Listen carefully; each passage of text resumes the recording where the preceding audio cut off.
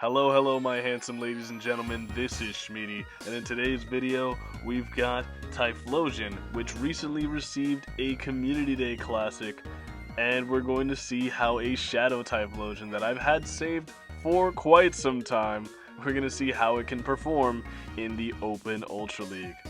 Now, the Open Ultra League is widely considered to be Typhlosion's best performing league, so I did want to give this a try, as very many people are interested in it. So, let's see, is Shadow Typhlosion all hype, or can it actually perform in the Open Ultra League? Without keeping you too much longer, let's get into the battles.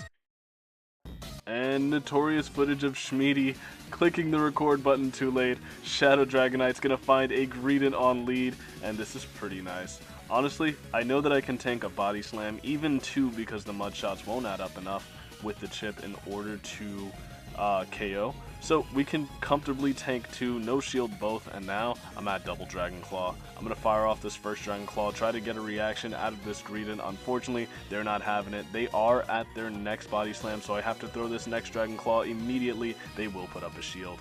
Now, that's pretty good for me. They are going to be able to body slam 2 KO, but now they are energy dry. In comes my Typhlosion, and Typhlosion is about to cook. Typhlosion really wants to be in positions just like these, farming down opposing Pokemon that aren't particularly threatening and getting a good energy lead. Right there, we get 3 entire Incinerates, and that is Typhlosion's worst nightmare coming in. In comes a Giratina, we switch into our Feraligatr, and the opponent has a Charmed Shadow Alolan Ninetales in the back. However, this Alolan Ninetales getting torn to pieces, and we're able to go for the farm down. We're going for the crunch onto the Giratina. Giratina really should respect this, and they do, but now Typhlosion gonna be able to reach double Blast Burn, and off the back of that debuff from the crunch, Blast Burn number 1 gonna do nearly 50% of its remaining HP. One more Incinerate, and another Blast Burn. Is this gonna be enough to KO? Yes, it is! GG's to this trainer. On to the next match, and Dragonite is going to find a Poliwrath on lead. Now, although Poliwrath have access to the double super effective Icy Wind, this is actually a matchup that can easily be played out, and even in favor of the Dragonite.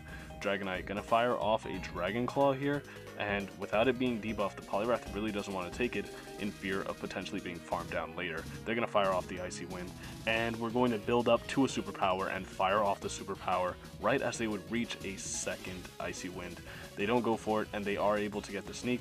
If I went for the other Dragon Breath there, I actually would have KO'd. Unfortunately, down goes my Dragonite. However, I am going to use this opportunity to get extra energy on my Typhlosion, and that is not a Typhlosion answer. Every move this can throw at the Typhlosion is resisted.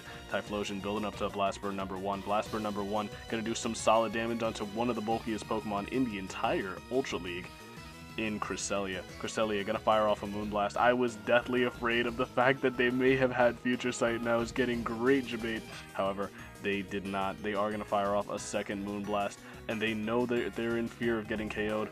In comes, was that a Virizion? Why would you bring that in? Oh no, the Virizion, here it is, but another Blast Burn awaits the Virizion. Blast Burn onto the Virizion, absolutely gonna one-shot, I don't care how bulky you are. In comes the Cresselia, they know they can't win. GG's to that trainer. In the next match, I find a pretty interesting lead in non-Shadow Party Hat Charizard.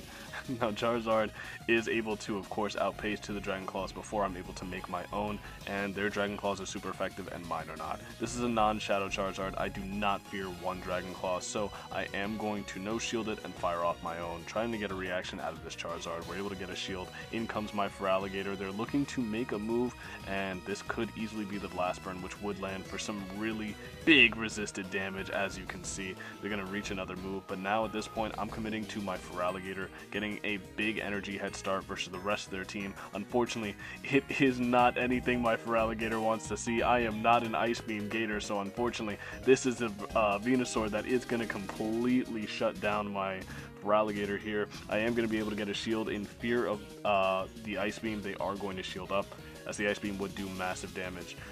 So I am going to bring in my Typhlosion, attempt to catch, and unfortunately that was the most pathetic attempt of a catch of my entire life. They didn't fall for it, but I am able to reach a Dragon Claw and get the KO. They are going to bring in a Scrafty. Scrafty, Pokemon not so heavily favored in the Ultra League anymore. Used to be pretty good, unfortunately right now, not so good.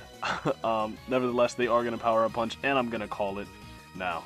Can we win this game? They have 2 Pokemon alive, and it's just Typhlosion with a lot of energy. I wait the turn, making sure that they did not catch my move. I throw the Thunder Punch as the Charizard is approaching another move. Is the Blast Burn going to be reached? Yes, it is. And this Blast Burn, get this Scrafty out of the Ultra League. It doesn't belong here anymore. GG's to this trainer.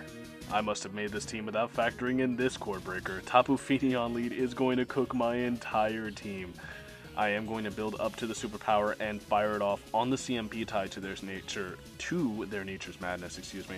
Superpower is going to hit the Tapu Fini for some pretty solid resisted damage. They are going to fire off the Nature's Madness. I'm going to no-shield it, hoping that they go for a Surf Bait there. Unfortunately, no such luck for me.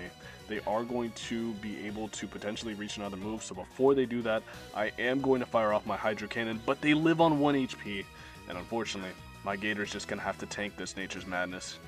Tank is a very strong word, and they're going to bring in their Mandibuzz. Mandibuzz, not particularly good for me here. I am going to always build up to the Ice Beam and fire off the Hydro Cannon. Hydro Cannon will do some sizable damage onto the Mandibuzz. They're going to build up a little bit more energy and switch into a Skeledirge. Unfortunately, the Skeledirge is a pretty solid response in damage sponging all the energy from my Typhlosion. I can at maximum hit for neutral damage, and the Thunder Punches actually don't add up that much, as we're going to see. This next Thunder Punch onto the Skeledirge, how much damage is this going to do? Absolutely pathetic. That was barely 30% damage. However, I am going to fire off the back-to-back Thunder Punches here in an attempt to try to grab a shield. That wouldn't have KO'd, but it seems as if they didn't know that. They're going to fire off a move. It's a Shadow Ball. I'm going to throw another Incinerate, and they're going to absolutely perfectly snipe me in the middle of my second Incinerate with the Snarl and a Dark Pulse. Down goes my Typhlosion, and my Feraligatr gets outpaced. Very well played to this trainer. GG's. On to the next match, and Dragonite's going to find a Cresselia lead. Not necessarily the best lead, and not necessarily the worst lead ever. I have 2 better responses, but instead of switching, I'm going to play this out a little bit with my Dragonite. I'm going to fire off the Dragon Claw here. Dragon Claw onto the Cresselia is going to knock it down to nearly 50% HP. With the Dragon Breath, they are now down to about 50%. They're going to fire off a Moonblast. It doesn't KO. That is a rank 1 Dragonite difference, by the way. Nevertheless, they are going to bring in their Poliwrath after I put my Typhlosion right onto their Cresselia, where all their energy is resisted.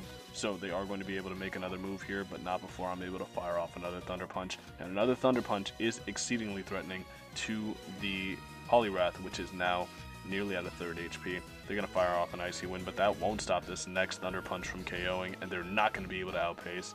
So I am able to make another Thunder Punch here. Thunder Punch onto the Poliwrath is going to get the KO. And in the back, they have their own Gator. Unfortunately, my Gator is behind on energy. I am going to have to call a Hydro Cannon, and of course they throw the Hydro Cannon straight away. This is indeed a Grass Knot, and my Gator is pretty valuable in this game, as I have no way of getting rid of their Gator without my own. So I'm going to fire off a Hydro Cannon here onto their Cresselia, hoping that this is enough to KO, and indeed it is. They're going to bring back in their Gator. I'm firing off my Crunch. I need him to throw energy and be dry. This is unfortunately not looking too good for the boy. Onto the Feraligatr, lands another Crunch. They're going to fire off their own move. Hydro Cannon onto my Gator, KOs my Gator. I'm so far away from a move, but on CMP, we're able to make the Thunder Punch. We paced the exact same, but they had a shield. Oh no. GG's to this trainer. Final game of the video, and Dragonite is going to find, what the hell is that? Is that a Skarmory? This is a certifiable go back to Great League moment. Nevertheless, I'm going to bring in my Feraligatr and get ahead on energy. I'm going to fire off a Hydro Cannon just before they're able to make their own move. Hydro Cannon is going to do solid damage onto a very bulky pick like a Skarmory. Skarmory going to fire off the Brave Bird. They have a lot of incentive to Brave Bird and switch, so I am going to build up to a potential Crunch, and they are going to fire off their own move. They're only going for the Hydro Cannon here. I expected them to build up a little more, but nevertheless, we do lose CMP, but get off our Crunch. Now, I'm going to be able to outpace this Gator and fire off a Hydro Cannon just before they're able to make another Hydro Cannon of their own. Hydro Cannon will grab the shield, and I'm bringing in my Typhlosion. They are debuffed from that crunch, so I'm going for the Incinerate farm down. I'm getting greedy. Hydro Cannon is going to get my last shield, but now I have a Typhlosion with an energy lead, and they cannot bring in their first Pokemon, as it is the Skarmory. They're going to bring in Tapu Fini, and this is not good for my team, as we've established. However, I am going to fire off 2 Thunder Punches onto the Tapu Fini. Are they going to shield the second? Absolutely they are, as Tapu Fini is certainly their win con. We're going to fire off a move here, but Tapu Fini forced to drain its energy just before we're able to make another Thunder Punch. Tapu Fini will KO my Typhlosion. I have a decision to make. I'm going to bring into the Tapu Fini my Dragonite. Dragonite reaching for a move. The Skarmory is going to fire off a move as soon as it gets it. However, we make the amazing catch onto the Feraligatr, and there's no play left for this trainer. GG's.